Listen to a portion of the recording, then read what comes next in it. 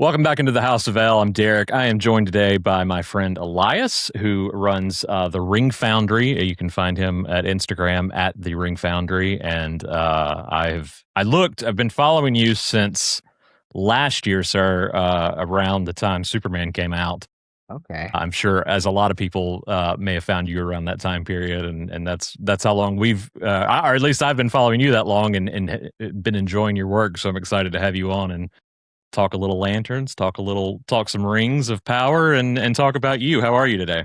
I'm doing great, man. Thank you for having me on. I'm excited. Yeah, I'm for geeking out from that last episode. So I know. And last night, first and foremost, let's just talk about how sure. you're feeling because I know you're a big fan. What have you been enjoying about these first two episodes? I'm just happy. I'm actually quite surprised at how much, especially the last episode, it felt like a comic. Like it was the first time, I think I posted this. It was the first time since really like maybe even the animated series that I'm watching something that feels like Green Lantern. Like when I open up the comic and I read it, I'm like, that's Hal, that's John.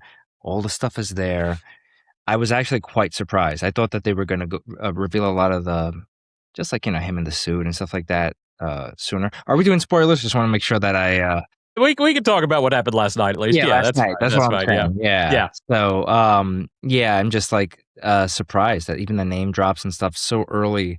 I'm like, oh, this is moving very fast in the best possible way. Like this is great. It's not afraid of being Green Lantern. Right. And I joke about as an avid Superman fan, I joke about how, we're feast or famine usually when it comes to Batman.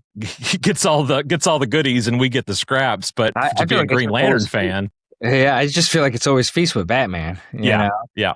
So To be a Green Lantern fan in this day and age is I mean obviously there's been um attempts, I guess we'll call it. I guess it's the kind word. yeah, but look, Um, I as much as I want to crap on the 2011 movie, I would if you can find it, get there's a book called Constructing Green Lantern. You just see how much freaking thought went into that film, and if you actually read the yeah. script, Yeah. it was a way better ending.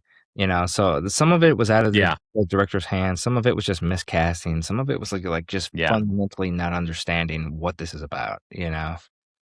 So And I mean, it's a miracle when a movie gets made anyway. But when you've got yeah, that's an true. IP like that, Oh it's my God. I mean, you get what you get. But the amount of love and lore that has gone into this series, I know Chris Mundy and Tom King and Lindelof, but obviously having those three in the room where it happens, so to speak, is no love lost on this series and these characters. And I think at least on this side of the microphone, we've been giving a lot of praise to, and rightfully so, to Kyle and Yeah. to Aaron. But I want to give it to those guys too, because Oh, while absolutely. they're obviously giving it their all on screen, off screen, these three are giving it their all as well each week, and I'm excited for people to see more as the series goes.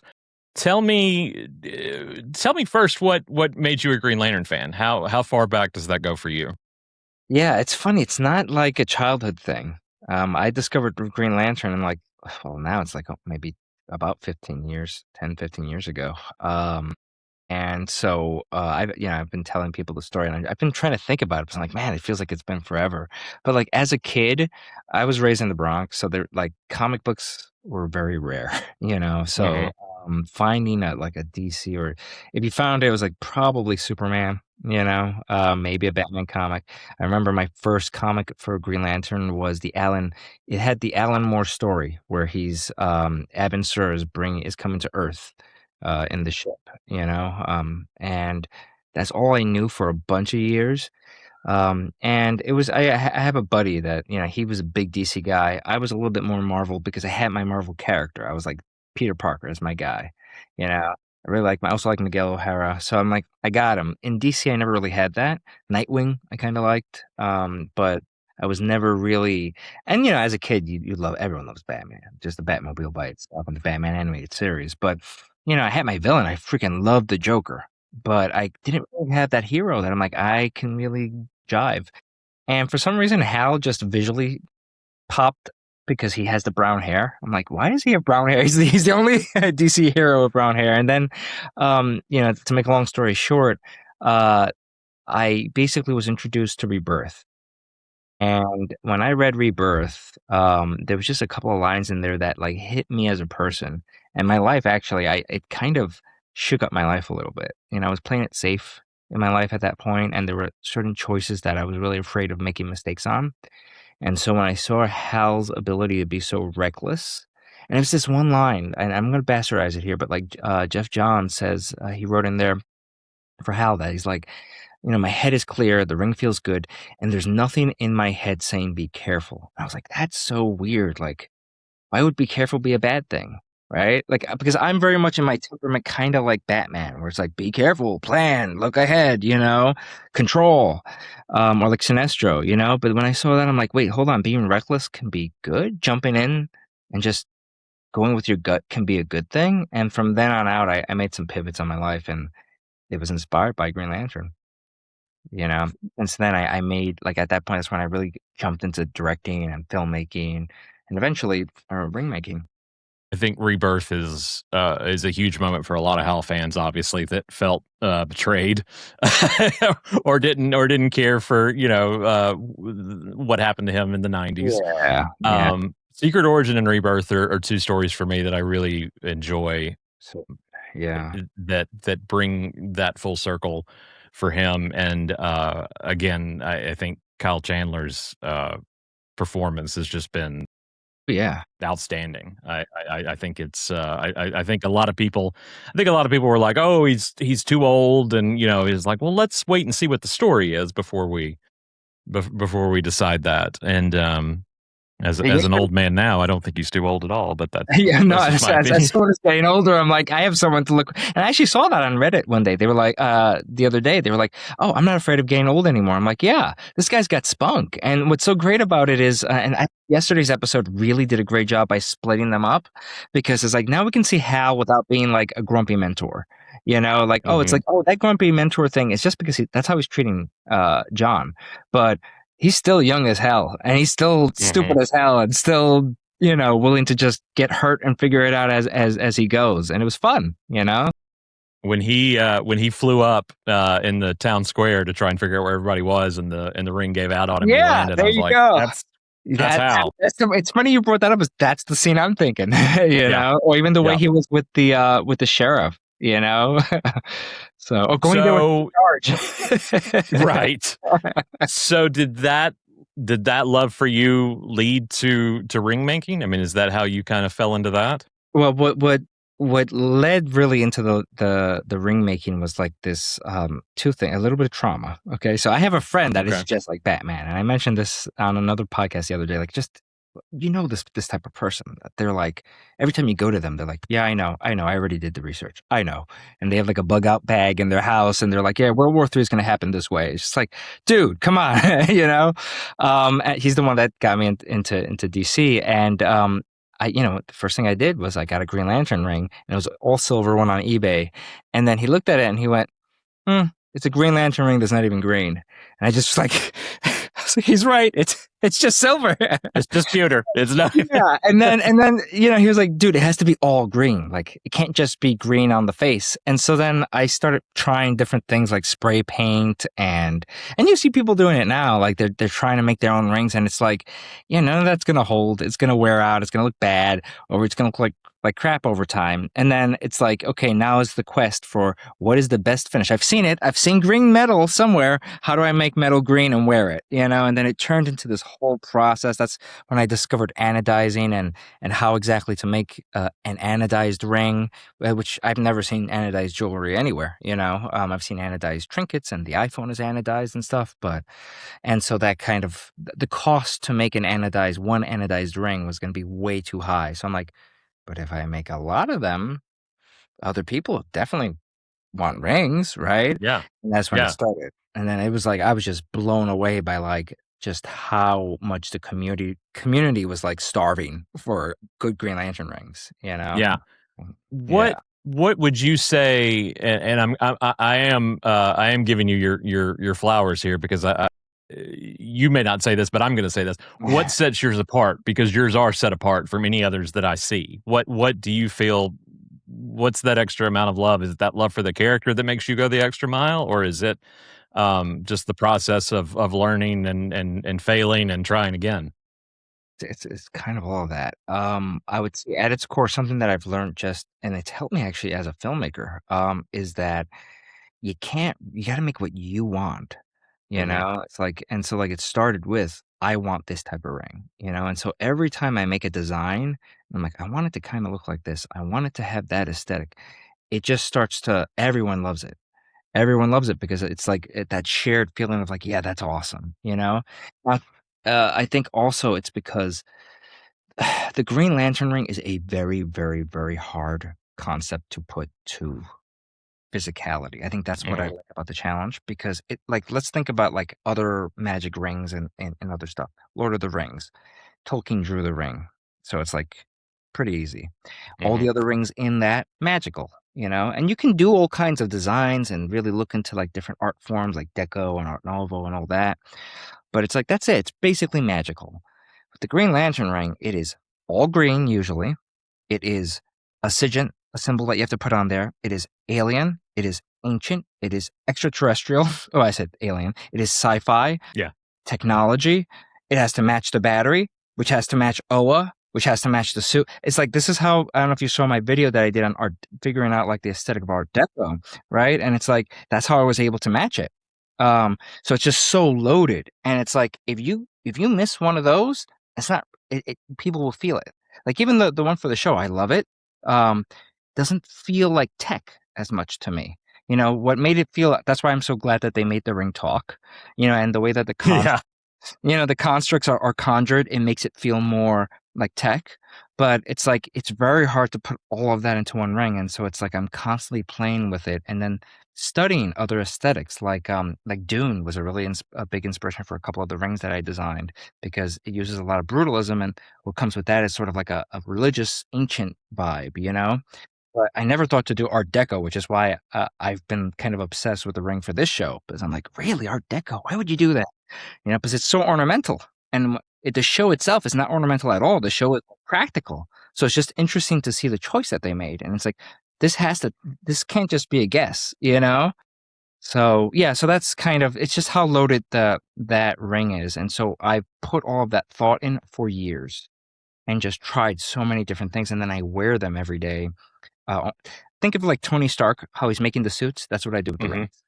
Like I'm literally like, you can make an awesome ring too, and then you put it on, you're like, this is whack. Like it just Yeah. doesn't look good on you, or it doesn't look good with what you're wearing. Like everyone's asking for an all green, like the anodized rings. And I'm like, you do realize if you were to do that on camera, it would look kind of like a toy. Right. One of the issues I had with the Guy Gardner ring in Superman, it looks like a toy, you know? So it's like, how are you gonna and then it's you gotta match the tone of whatever the show or movie is. That's hard, it's not easy. That's actually one of the concerns I had with the first episode was the tone. I was like, "That you're playing with a lot of tones here. Are you gonna be able to put it all together?" You know? Hmm. I understand that. What I'm going to ask this because it makes it sound like I'm taking I guess I am taking a jab at myself. I usually take jabs at myself. I try to be a perfectionist, but I'm bad at being a perfectionist because it's never, whatever I create or do, I feel is never perfect for Mm. me. Um, do you, and if I were in your line of work doing that, I mean, we're both creatives, but I'm a writer and I'm on my seventh draft. Yeah, no. Um, do I'm a you writer do too, so you I totally get yeah, that. yeah. Writing is hard. So when you put on the ring and you finally found a model that you're happy with, I mean, are you content with what you have versus what you feel like it needed to be? I may be wording that weird, but No, no, no. I mean it Yeah, from a so standpoint of I mean it from an artistic standpoint, but yeah, is it also just like I achieved what I set out to do, kind of?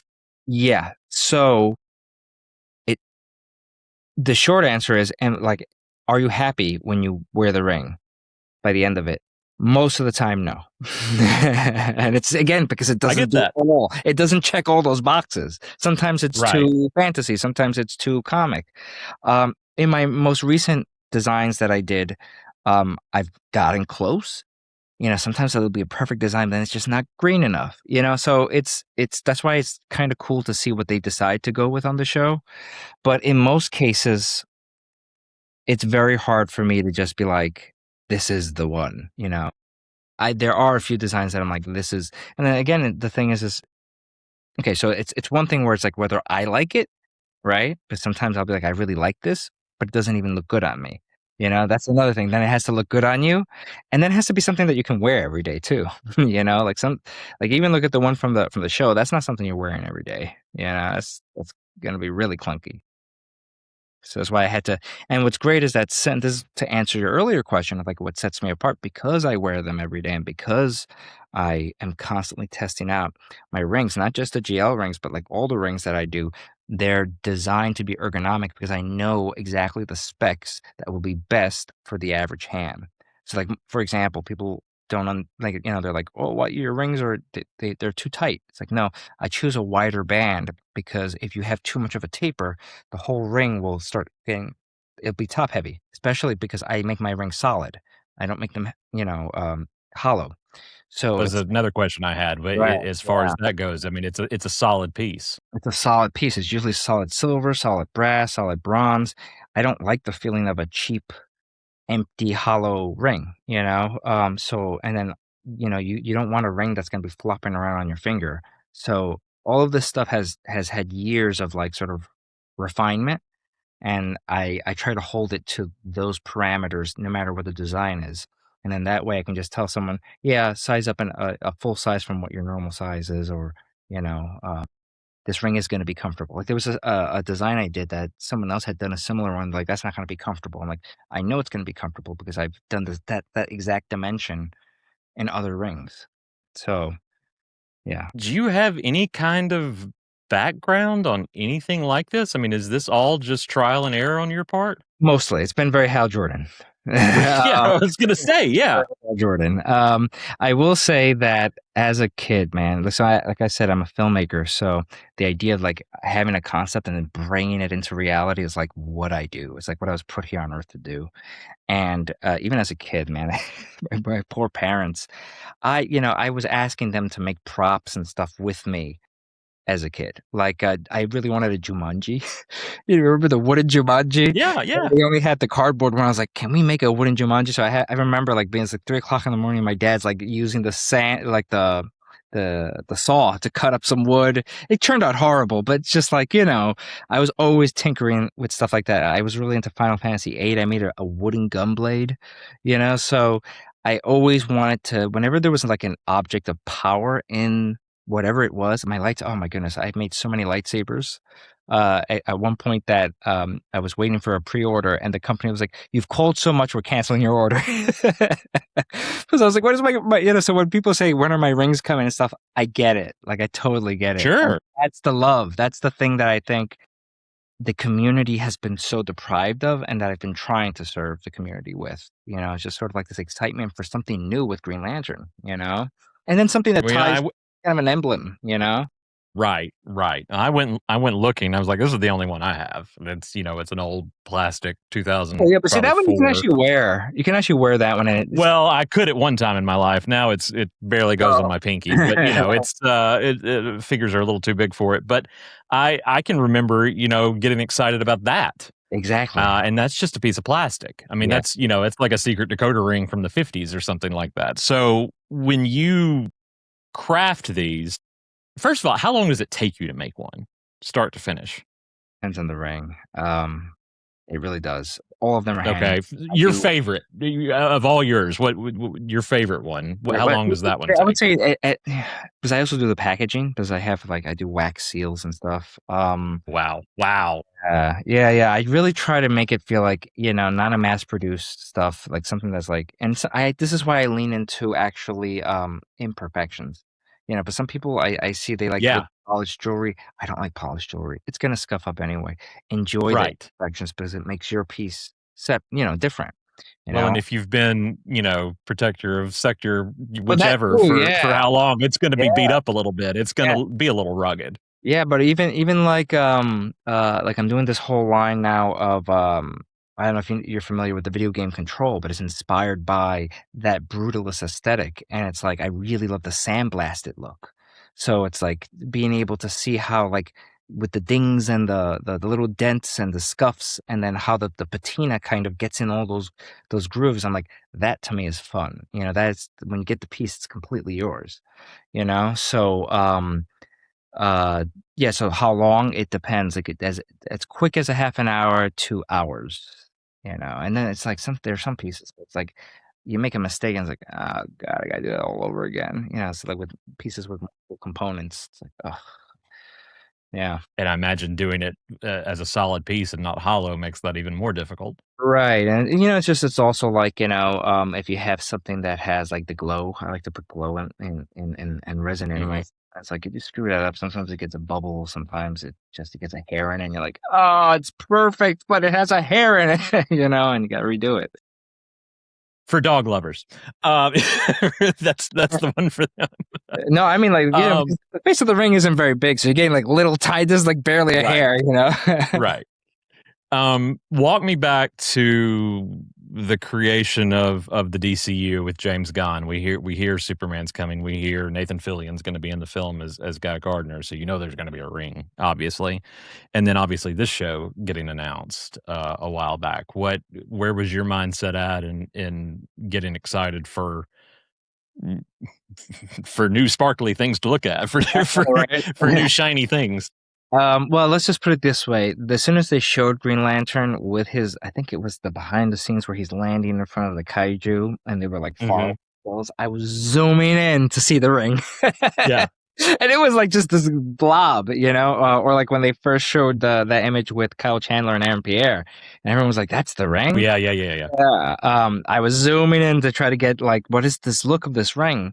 So, again, it's one of those things where like I wanted to see the choice because before that, all I had was really as a good guide to what would work, like what would be.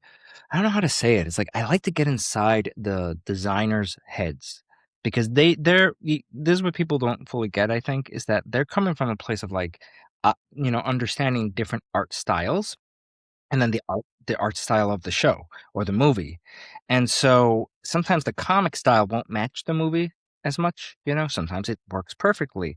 And so we've been spoiled with like, for example, Batman. There's so many iterations of the Batmobile, so many iterations of the suit of his suit, Um, but with Green Lantern, it's like, what can you do that's different, but still keep that original aesthetic true? And I wanna know just how far off my rings are from there. So, as soon as yeah, and then, like, I've thought about that Ryan Reynolds ring for so long, but it's just funny because sometimes I'll overthink a design when, again, the initial instinct is what it is. Like, my initial instinct from the Ryan Reynolds ring was, "I don't like it." You know? It's grown on me over time, but I have had to figure that out, and so then when I saw it again in the Superman movie, I'm like, "Are you kidding me? Really? You went with the same ring?" It's not the same. They did change some things. Similar Yeah, but it's similar yeah, aesthetic. it's pretty Yeah, much yeah. the same aesthetic. Have you, I would presume you have, but that may be wrong of me. Have you gotten a hold of the San Diego Comic Con replica yet? Of Guy Gardner's? Yeah, no, the most recent, the I for haven't gotten a Lantern. hold of one. Okay. It's like, why would I order one of the DC Direct Yeah, yeah, ones yeah. when I can make it? But I did order it. It's kind of like you gotta have it. Sure. So it hasn't come in yet. Okay. But when it does, I did buy the keychain for a ridiculous amount of money, but it was worth Well, it. that's another thing I wanted to ask. Do you like the Lantern? Okay. How do I like the lantern? Yeah. It has grown on me. My initial Mhm. reaction was that it looked too much like Alan Scott's, and then, like, I'm looking at, like, the style, and apparently it's more like a marine lantern than a railroad lantern, so I Mhm. think something railroad-like would have been a little bit better. I really love whoever but the designer in, the Beware My Power movie. The battery and ring is just top shelf. They Yeah. nailed it all. Remember all those the boxes that you had to check? They nailed it all. I haven't seen anyone nail it like them in that movie. Story was not great, but anyways. So with the DC one, with the Lanterns one, um, I think the only change I really would have made, other than making it look a little bit more like the Railroad Lantern, is maybe make it, if you're not going to go with the green, which they could have done, but maybe make it a little bit darker, so it's more of like that dark patina rather than the bright brass, you know. However, when that thing charges, man, who cares? It's dope. Yeah. When it plugs Yeah. in, that's also a brilliant idea too, you know. So I yeah. I loved it when we'd already talked about that moment, but I loved when he got the low battery, the talking of the low Oh battery signal, and yeah. then pounding it on He's the got a way to like trunk of hack the it, car. right? He Like hacks it. it's like I've been there before, you know. But this is what, you know. Let's talk about this if you don't mind, because like this is something that has been really annoying me with the show, which is people really being adverse to the term grounded. And I really think that that right there, that scene of him being in the air and hitting the floor is grounded. That's what that means, Mhm. like literally. And it's because like you need to ground crazy flying things, and you know, if not, then the brain doesn't know what it's looking at. This is the issue I have with Scott Snyder's movies. Like the costumes were very grounded, you know, everyone looked grounded, but then Mhm. it gets to a certain point where it's like you're taking giant buildings and throwing them at other people, and it just gets so detached from anything that seems like any issue that we would ever go Suspension of through. disbelief. That Yeah, that yeah. part, the suspension of disbelief, that it's like, what am I looking at? You know? The original Green Lantern movie, it's the same thing. Like, what is his big obstacle in the movie? I have to overcome my own fear and just push through. Mhm. That's not a real obstacle, you know? Yeah, But you know what? Being so brash that you forget to charge the ring, that's a yeah, real obstacle. yeah. You know? And of course, in typical Hal fashion, using it for stupid stuff that uses Right? up the battery. Right? And then still it's Spot like, on. you know what, I'm gonna still use, yeah, exactly, stupid stuff going up in the air because he's too lazy to walk around, right? You know, and then he forgot, you know, he's like, ah, crap, I forgot Yeah. it, 1%, you know, and it's like, first of all, you gotta have such incredible confidence in yourself, right? Because you know, Batman would be charging 99%. He'd be charging that every 2 seconds, you know. Um, but it's also that like moment where we're in the interrogation and we're like, well, Hal was right. Hal's got the upper hand. And then when he mentions that the guy says he can blow himself up, you're like, Hal can deal with that. It's not a big deal. And then he says, but did you charge the ring? Right. Then you're like, And you that's a see the real cracks in the bubble. I mean, you it can literally, literally see that yeah. it's not a solid construct. Yeah, and he had to go in there by hand, you know? And Mhm. it's like, that's a real obstacle. And that gave me so much faith in the series going forward, because it's like, Well, and that's how you do it, you know? I think too, I remember back when that you were talking about that first image that was released of the two of them walking, and I remember the fallout from that. Oh, well, they're not in their you know, and I'm like, okay, first of all, you don't, and you as a filmmaker, you don't understand that this is day one of filming. Right. Like, Yeah. there's been no Probably. elements have been added to this yet. You're lucky you got a ring. Yeah, yeah, exactly. Well, I'll be honest with you. I think that ring was photoshopped on, or AI. Do You you? know? Yeah, I've I looked at wouldn't it be a a bit billion surprised. times. I'm like, it doesn't look like it did, just it didn't. And I was very surprised too. I'm like, this is way too. That's when I had the suit moment, and it wasn't when the suit was revealed about it not being green enough and whatnot. I wasn't as worried, but when I saw that ring, I was like, ooh, I really hope they're not just throwing away the ring, and I hope they know what they're doing. You know? And I just, to me, it's always the patience of the internet. Like, just wait and let it. You know, I knew what we were getting, or at least I felt like what we were going to get from the outset, from the log line, Yeah, and I've felt like I've got exactly what I put into it. yeah, Well, no, I'll take that back. I've gotten more out of it, but I I went agree. in with the expectations that I went in with, Yeah, I and agree. I thought, yeah. So I've been pleasantly surprised week to week, and I think audiences will continue to be as we move forward. This is a labor of love for you. I feel like. I mean, I know it's it's work, but it's also something you feel strongly about, and I think you can see that in the pieces you produce, or at least the ones I've seen over the past year that I've watched you create. And the again, going back to that fail safe of perfection. I mean, when you do complete one to send out to a buyer, or just, to a friend, whoever, but when you've got one ready to go, how does that make you feel as like a proud papa? Like, is that the okay? This one gets the sign off. This one does not. Like, what's Yeah. the element for you that is the passing test Would I wear it? when you wear it? Would I wear it? That's a great answer. Yeah. Yeah, like, if I Yeah. were to open the thing and be like, "I'm not gonna wear that," then it's not up to the standard, and that happens sometimes even at, a casting will come in and it's, like, just a little weird, and it's like, "Can I work with Hmm. that?" And if I receive that, would I be annoyed, you know?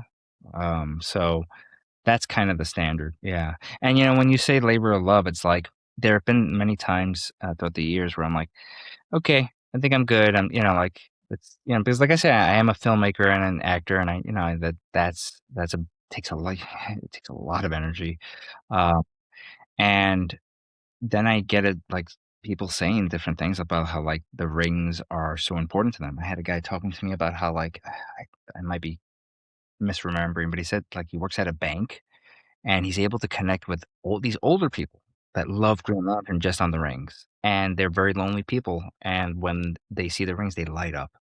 I was talking to Ralph at Lanterns Live the other day, and I just see him, like, light up Hmm. about rings, and I'm like, "That we don't have enough of that when we're adults," you know? That's like a childlike imagination. That is what this is about. It's about the imagination. It's about that part of you that's creative, and I think when you see people partaking, I'm so happy, like, I go on the internet and I see all this new art and all this Green Lantern stuff that people are doing because they're inspired and they're getting into Green Lantern. Right. It brings me so much joy, and it's like It's I'm such a weird thing to. I don't mean it weird from a bad standpoint, but just weird to see. I mean, it's it odd for is. me to. It's like last summer with Superman. It was like everywhere I looked was Superman, and that's Yeah, not something I'm used to yeah. in this day and age. I'm used to him more often than not being the butt of somebody's joke, bad joke often, Green or Lantern. but Don't get me started with Green Lantern. He is the sure, yeah. superhero joke. He, and so when I see this now over the last couple of weeks, and I've seen people go, okay, I want to learn more.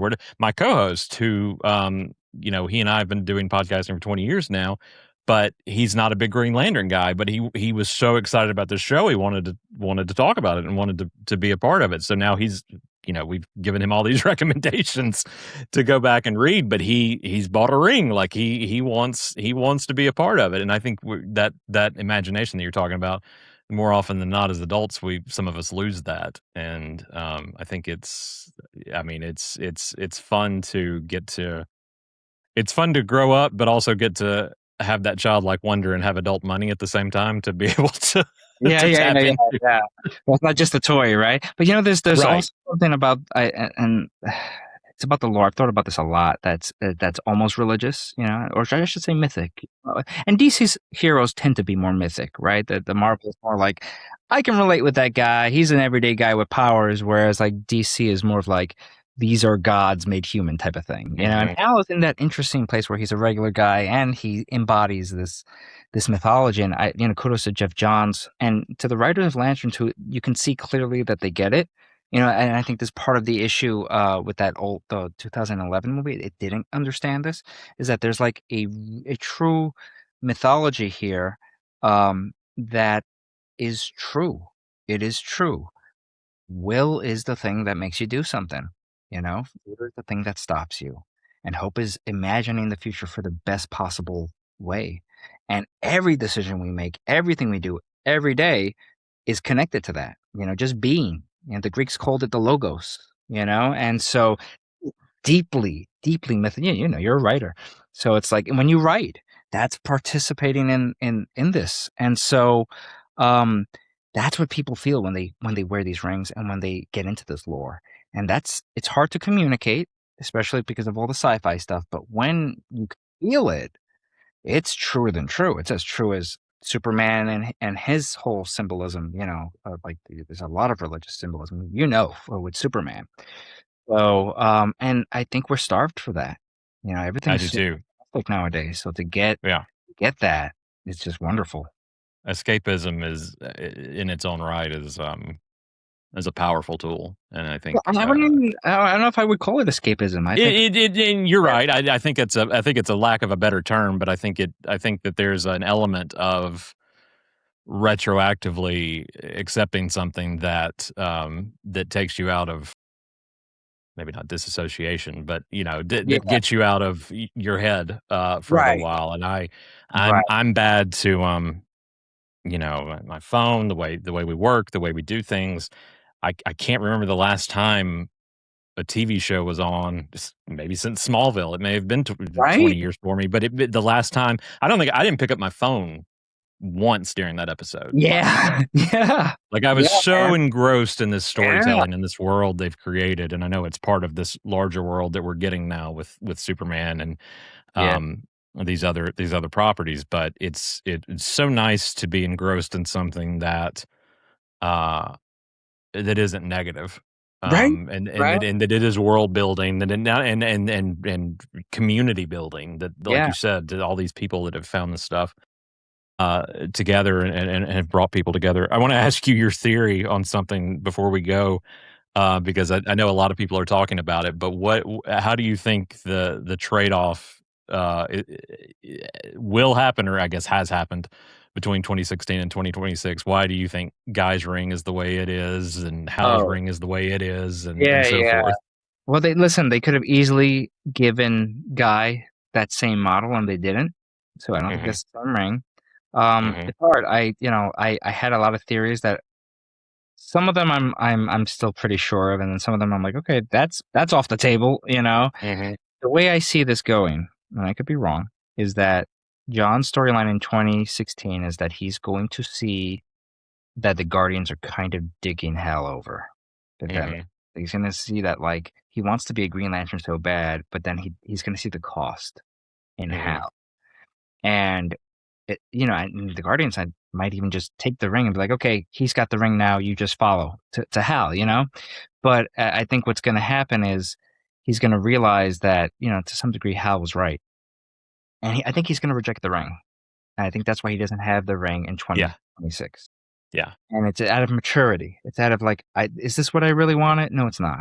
And Hal stays with it. Then the Guardians are like, okay, Guy, you're up. yeah, And yeah, then Hal, something happens with Hal. If we're gonna talk about that, I don't think he's dead. I think it would be so stupid to kill him off. Especially with how charming Kyle Chandler is. Like he's up there with like Robert Downey Jr. with embodying mhm, the character. And I do think, I was never the biggest John Stewart fan. And it's not, I just feel fine. Maybe I didn't read enough of his comics, but like, I feel like he just is a little too stoic, you know? mhm. But what Aaron Pierce bringing to John Stewart, I'm like all about. He's bringing a human. You can't not Yeah. look at every move that man makes on Right. screen, and of course, I've said I've been a fan of his for so long. He was on another show we covered, Krypton. That was where I first got introduced to him, and he just his presence commands the screen, when he's on it, Difficult and when you too. put the 2 of these together, Yeah. their chemistry is off the charts. So I'm excited for where it's gonna go. I'm excited for audiences to see where it's gonna take them. Tell our audience where they can find you. So you can find me on Instagram at the Ring Foundry. You can find me my website, theringfoundry.com, and then my personal Instagram is the Elias Noel at the Elias Noel. Yeah, I'm gonna be doing a Kyle Rayner short film. Well, I already shot it. Nice. we did like a little bit of a homage to his first scene where he gets the ring. So So you're in the Nine Inch Nails shirt and everything, yeah, or yeah, yeah. I'm playing yeah, Kyle, and I was like, I got to get the '90s Nine Inch Nails shirt. So there's some yes. stills on both my personal and on the Ring Foundry, and you'll see the leather jacket I got. I tried to find one that was exactly like Kyle's. I couldn't, but this is the closest, and the name of it is the Knight Rider. I was like, yeah, Kyle would have the Knight Rider. Kyle would have the Be Knight all about Rider. it. Good So pull. yeah, it's that little scene. So we're going to be releasing that too, as sort of like a love letter to Kyle and to Lanterns. Well, that's awesome. I'll be looking forward to that. I hope you guys listening will follow Elias and see all. Again, I just want to give you your flowers on your hard work because when I was started looking last year at everything you've done, it's incredible to me. I'm not one of the even 3D printing to me seems mythic. Like it's just It is a bit. it really does. Like it's so I am so pen to paper like physical, and so when I see these people create these incredible things even Yeah, with a printer. I'm like, that's insane. So for you yeah. to do what you do and have no background on it, not come from a legacy of my grandfather did this and his grandfather did. I mean, to know that you have just willed this into A little bit of existence, that. really, Yeah, it's a little bit of it that. is incredible to me. So I commend you for that. Thank you. It's an honor, and I appreciate that you have me on your show, you know? Yeah, no, I know you're doing some other Lantern shows this week soon, so I we obviously wanted to get to hear your story, and like I said, just following you has been really cool. So I hope you'll come back and talk to us again. Yeah, man, let's geek out after the 8th episode. Absolutely, look forward to that. Thanks, Elias. Thanks, man.